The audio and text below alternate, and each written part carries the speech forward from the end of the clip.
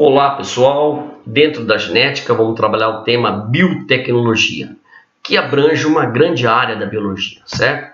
Então nós vamos trabalhar temas como células-tronco, testes de DNA, enzimas de restrição, projeto genoma humano, PGH, clonagem, transgênicos, investigação criminal e terapia gênica. Começando com as células-tronco, que são células indiferenciadas, capazes de se transformar em outros tipos celulares com funções específicas no organismo.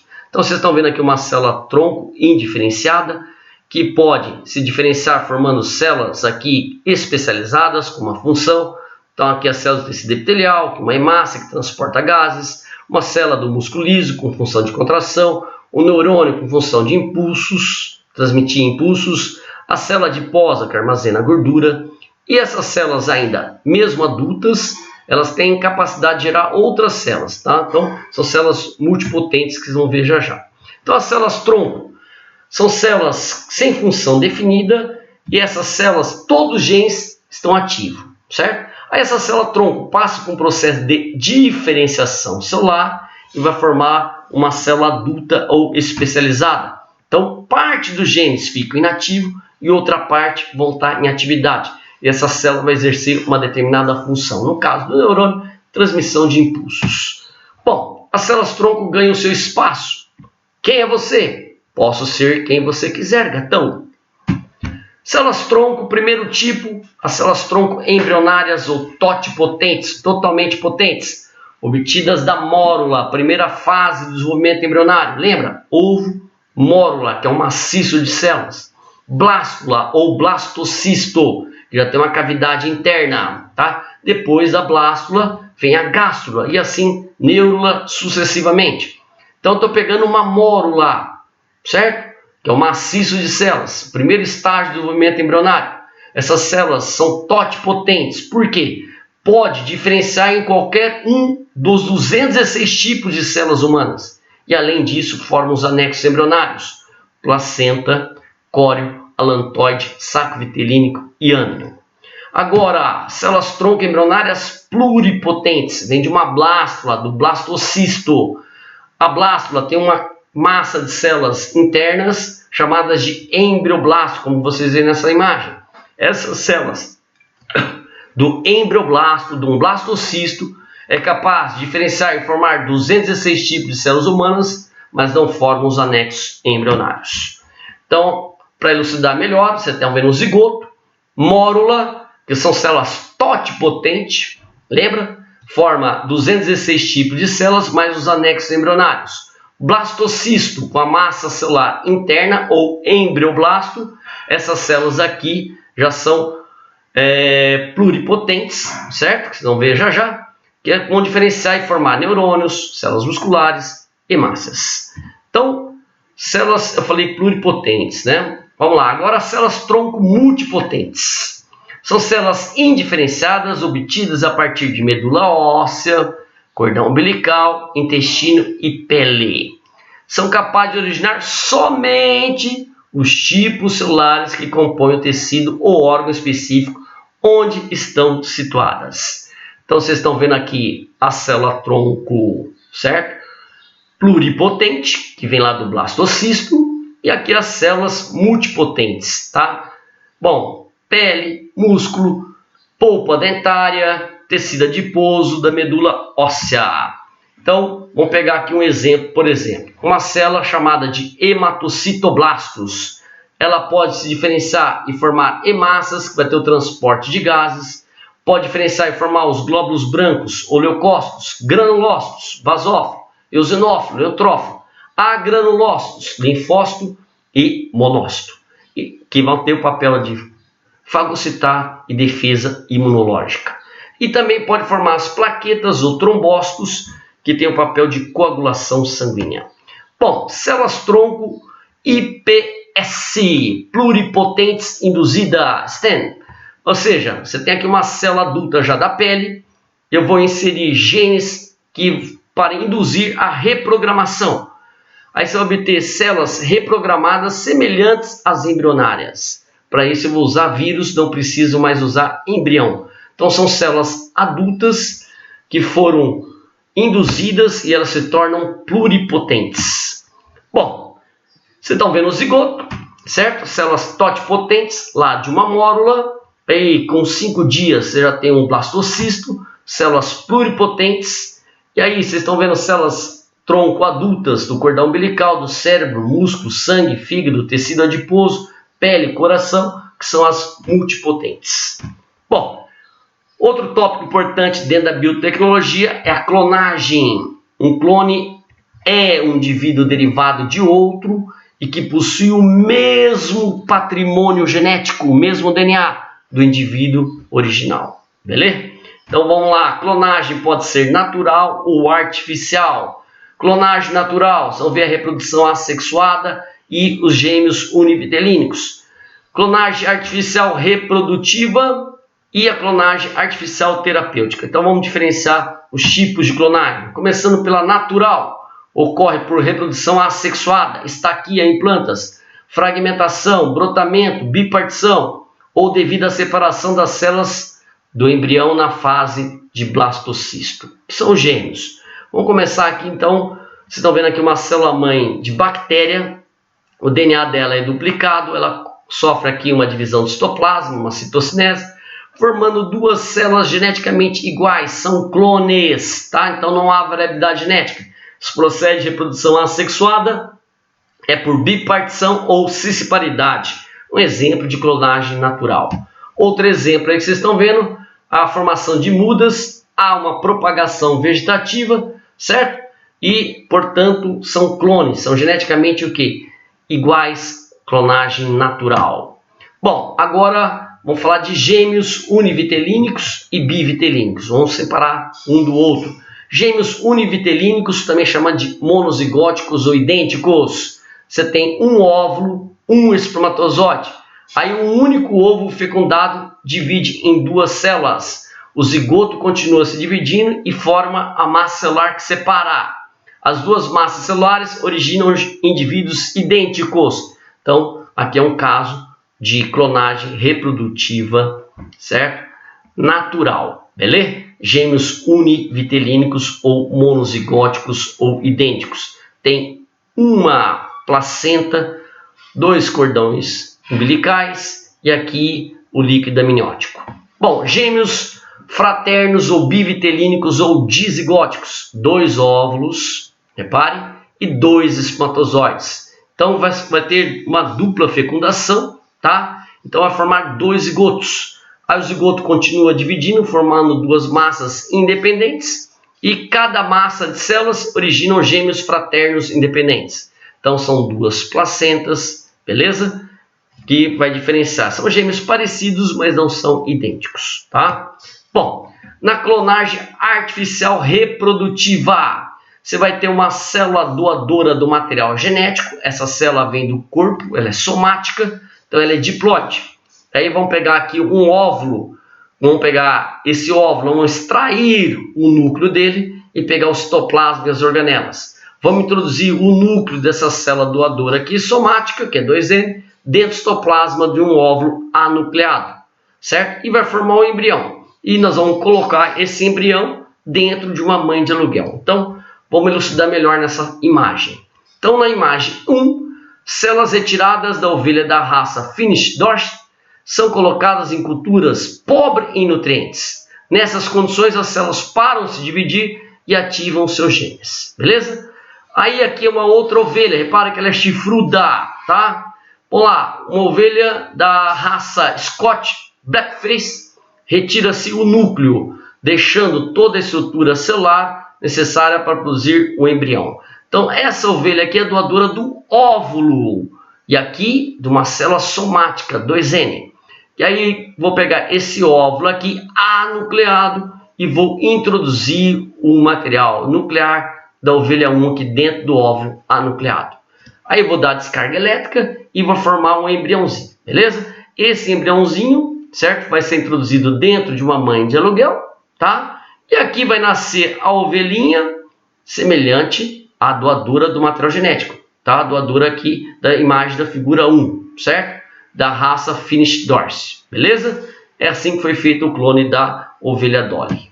Bom, clonagem artificial terapêutica. Mesma coisa, gente. Vou pegar o óvulo, vou extrair um núcleo, vou pegar o núcleo de uma célula somática, vou introduzir descargas elétricas para ter a fusão, aí forma as células totipotente, lembra? Mórula, e aí vai formar o blastocisto, células pluripotentes. Essas células pluripotentes, vou pegar aqui, colocar no meio de cultura e vou diferenciar para formar tecidos ou órgãos. Agora não é mais com função reprodutiva, e sim terapêutica. Então vou formar células da medula óssea, certo? Células nervosas, célula do músculo cardíaco. Então, vamos lá, vamos supor que eu tenho aqui um problema, uma lesão no miocárdio, no músculo cardíaco, certo? Então eu quero regenerar essa lesão. Então eu pego células tronco, certo? Pluripotentes, que está aqui na massa celular interna do embrião, tá? E vou introduzir aqui para regenerar o miocárdio. Então essa clonagem é terapêutica, tá? Nada a ver com a reprodutiva. Bom, outro tópico importante dentro da biotecnologia é a tecnologia do DNA recombinante, popularmente conhecida como engenharia genética. A técnica que permite a manipulação do DNA para diversos fins de estudos. Por quê? Porque o DNA é universal, é o mesmo para todos os seres vivos. Ferramentas principais que eu vou utilizar para isso: plasmídio, DNA circular bacteriano, então DNA bem pequenininho da bactéria, um plasmídio. Enzimas de restrição ou endonucleases, corta o DNA em locais específicos, as tesourinhas. E a enzima ligase, superbond, vai unir um fragmento de DNA ao outro. Então, vamos começar aí trabalhando dentro da engenharia genética, os transgênicos, qualquer organismo que possui um ou mais genes de outra espécie.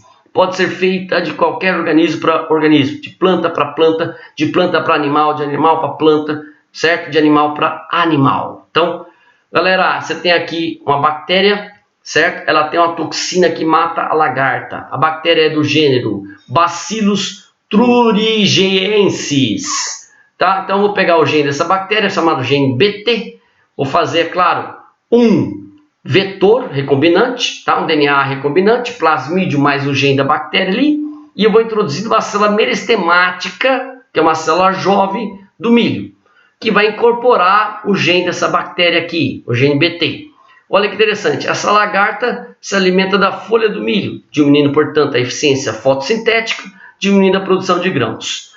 Aí, quando essa planta geneticamente modificada, ou seja, uma planta transgênica, a lagarta for se alimentar da folha, a toxina vai estar presente no material genético e vai matar a lagarta, certo? Consequentemente, aumenta a eficiência fotossintética e aumenta a produção de grãos, beleza? Agora vamos falar de transgenia da insulina humana, tá? Então eu tenho aqui o plasmídio, lembra as ferramentas? Plasmídio, certo? Enzimas que cortam o DNA, são enzimas de restrição ou endonucleases. Vou usar aqui para cortar o plasmídio, vou usar aqui para cortar o gene de interesse humano, que produz a insulina, certo? E eu vou pegar esse gene humano, vou ligar aqui com o plasmídio bacteriano. Então tem um DNA recombinante. Nesse DNA recombinante, em vermelho, o plasmídio bacteriano, em azul, o DNA humano. Vou pegar esse DNA recombinante, vou reintroduzir na célula. A célula pode dividir, o material genético é passado para as células filhas. Esse material genético pode expressar, posso usar as mitocôndrias, os ribossomos, e eles começam a produzir proteínas humanas dentro da bactéria. Que proteína? A insulina. Beleza? Bom, antigamente se usava aí bactérias para introduzir genes dentro das células vegetais, certo? Por exemplo, você usava agrobacterium. Hoje já não se usa mais. Você vai usar uma técnica moderna que é a biobalística. O que é a biobalística? O DNA vetor, beleza? Lembra lá o recombinante? São aderidos à superfície de micropartículas de ouro, certo? Essa arma dispara essas micropartículas sobre fragmentos da folha, certo? Que vai inserir o DNA vetor aqui. E aí vocês estão vendo o capitalismo selvagem. Para que você vai fazer? Para aumentar a sua produtividade, a resistência a pragas e assim por diante. Bom, então a biobalística, esse revólverinho aí, tá?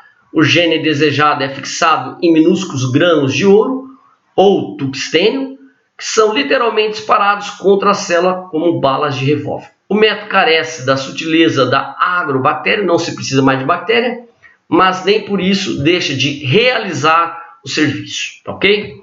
Biobalística. Então, os alimentos transgênicos são identificados por esse triângulozinho em amarelo com um Tzinho, tá? Como a nossa imprensa, a nossa força aqui política é baixa, né? A imprensa não, a força política, certo? Então, o Tzinho aqui é bem pequeno, quase imperceptível nos alimentos geneticamente modificados, tá? Repare ali na maisena, no óleo de soja, certo? E assim tem vários alimentos, o milho, o arroz e assim por diante. Bom, tem pontos positivos e pontos negativos. Pontos positivos da transgenia: redução de custos de produção, menos despesas com agrotóxicos e adubos, produção de alimentos ricos em proteínas e vitaminas, tá? Produção de alimentos pobres em gorduras trans, produção de alimentos contendo vacinas, produção de espécies resistentes a secas e geadas, erradicação de fome no mundo. Beleza? Pontos negativos: efeitos colaterais desconhecidos, prejuízos aos ecossistemas, surgimento de superpragas, diminuição da biodiversidade, monopólio da tecnologia nas mãos de empresas estrangeiras, Monsanto, tá? Cobrança de royalties, patentes. Então, isso aqui pode provocar a eliminação de pequenos produtores, tá? Por quê, galera? Porque vão ter que pagar royalties para essas empresas, tá? Consequentemente, alto custo, e isso vai tender a desaparecer os pequenos produtores, tornando-se uma cultura de monopólio. Então, consequentemente, aumento do desemprego. Bom, em eucariotos, tá? Você pode também ter a transgenia. Então, primeira transgenia que foi feita aí, nós tivemos o vagalume, certo? Ele produz a luciferina, que na presença da enzima luciferase emite luz. Então, pegaram o gene do vagalume, fizeram o DNA recombinante, um plasmídio bacteriano, colocaram dentro das células do tabaco, certo? E essa planta ficou fluorescente. Aí fizeram a mesma experiência agora de animal para embriões de ratos. Repare aqui os ratinhos ou os porquinhos com bioluminescência, que significa que expressaram o gene do vagalume, tá? A luciferina. Bom, terapia gênica ou vacinas gênicas. O músculo do macaco passa a produzir anticorpos contra vírus da AIDS. Então você tem aqui o gene do anticorpo e eu vou modificar esse vírus. Então a gente chama de cavalo de Troia. Os cientistas inserem o gene que faz a receita para fabricar o anticorpo num vírus adeno-associado, parente do vírus do resfriado. 2. Vacinação. Uma solução com vírus modificado é injetada no músculo do paciente aqui, do macaco. 3. Imunização. As células musculares passam então a produzir anticorpos que caem na corrente sanguínea que combate o vírus da AIDS. Beleza? Obstáculos. O uso de vírus com vetores para a terapia gênica em humanos tem problemas de segurança. Portanto, ainda não levará um bom tempo para testes em humanos. Além disso, o HIV é transmitido pelas mucosas e a nova técnica ainda usa como se fosse testada por via muscular. Reparou? Bom, vamos lá. Identificação de pessoas pelo DNA. Cada indivíduo possui a sua própria informação genética. Nas moléculas de DNA encontramos regiões de repetições de bases nitrogenadas, cujo número, tamanho e a localização são variáveis do indivíduo para indivíduo. Então essas regiões onde as enzimas que cortam o DNA, chamadas enzimas de restrição, ela atua em regiões específicas, chamado palíndromes, tá ok?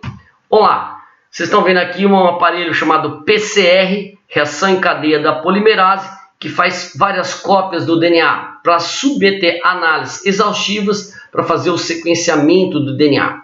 Tá? Também serve para identificar paternidade e criminalísticas na medicina forense. Então vocês estão vendo aqui um gel de agarose.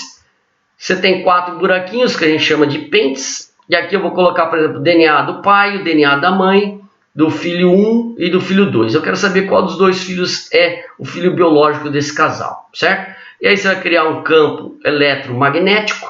Os fragmentos de DNA que foram cortados pelas enzimas de restrição, os menores, como são mais leves, migram primeiro, os maiores, como são mais pesados, migram posterior. E vai dar um padrão, parece aí um padrão que a gente fala de código de barras, certo? Novamente aí a eletroforese, tá? Que é a técnica usada aí para fazer esse padrão de barras aí com fragmentos de DNA, de bases nitrogenadas. Então, perícias criminais, padrão VNTR, usado inclusive em cadáveres, né, que estão em decomposição, certo?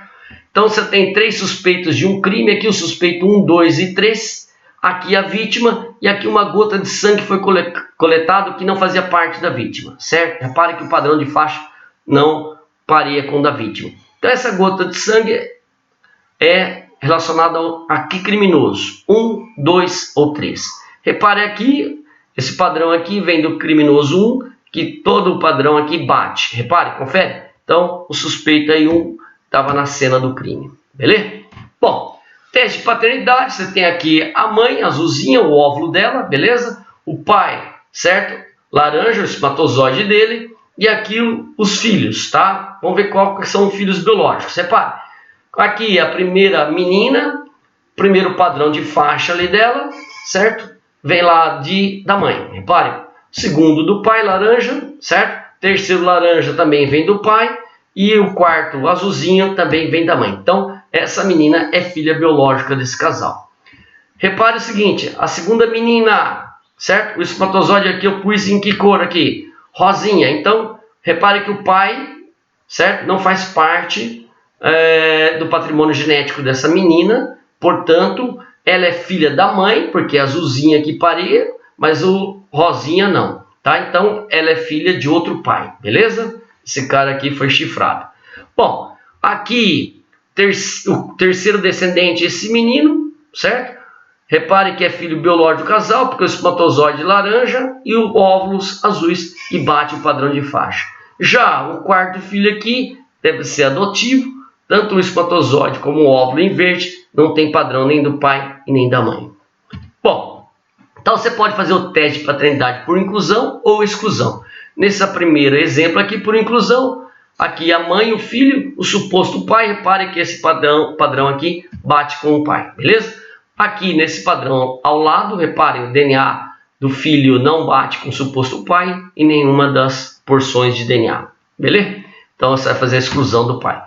Bom, você é o pai da criança, o ratinho, foi muito famoso na época aí, certo? Você tem aqui o homem A, o homem B, a criança e a mãe. Quem que é o pai dessa criança, beleza? Então você vai pegar ali o DNA da criança, reparem, o homem B é no mesmo padrão de faixa, certo? Então, com certeza aí o pai dessa criança é o homem B. O restante do material genético vem da mãe, reparem, tá? Fazendo aí o pareamento, certo? O restante vem da mãe. Bom, e aí vamos para algumas questões aí do Enem 2018. Considere um fragmento ambiental, uma árvore matriz com frutos e outros 5 que produziam flores e são apenas doadoras de pólen. Doadoras do pólen 1, 2, 3, 4 e 5. Foi excluída a capacidade de autopolinização das árvores. Os genótipos da matriz, da semente 1, S1 e das prováveis fontes de pólen foram obtidas pela análise de 2 locus, locus A e locus B, e de marcadores de DNA, conforme a figura. A progênie S1, a semente S1, recebeu pólen de qual doadora? Então, vou pegar a S1 aqui, repare, tá? Vem da mãe e também pode vir aqui da DP3, repare. Mas aqui, ó, já não bate, tá? Então, vou pegar aqui somente S1. Esse material aqui veio da mãe. Esse outro veio da doadora do pólen 5, reparou? Agora o próximo também veio da doadora do pólen 5. Então, a progênie S1 recebeu pólen de qual doadora? Da DP5, alternativa E. Reparem lá que vai dar da mãe ali, certo? Bom, em laboratório de genética experimental observou-se que determinada bactéria continha um gene que conferia resistência a pragas específicas de plantas. Lembra da bactéria BT? Em vista disso, os pesquisadores procederam de acordo com a figura, tá?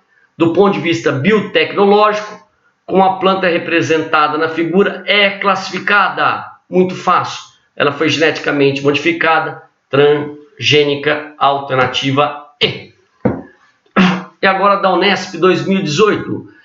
Pesquisadores chineses realizaram o seguinte experimento com Cyanomolgus, macaca fascicularis, espécie de macaca do sudeste asiático.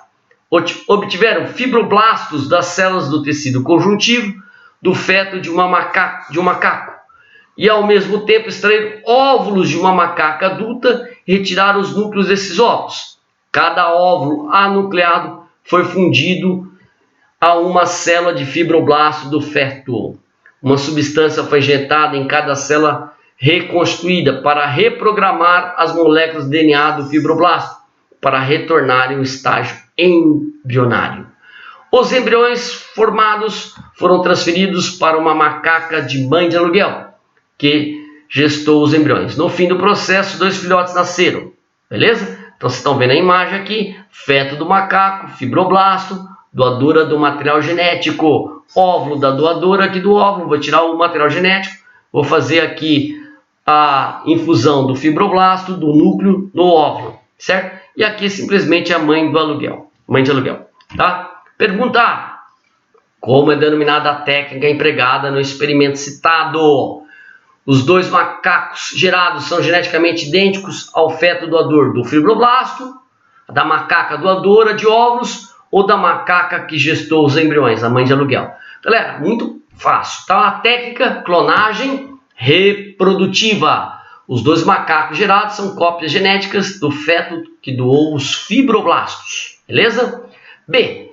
Considerando todas as moléculas de DNA presentes nas células dos macacos gerados, porque eles apresentam moléculas de DNA originárias de diferentes macacos envolvidos no experimento. Lembra que tem a doadora do óvulo e a doadora do fibroblasto. Então, os clones apresentam DNA nuclear proveniente do feto que doou os fibroblastos e DNA mitocondrial da macaca doadora do óvulo. Beleza? Bons estudos. Vamos parar a gravação aqui. Beleza?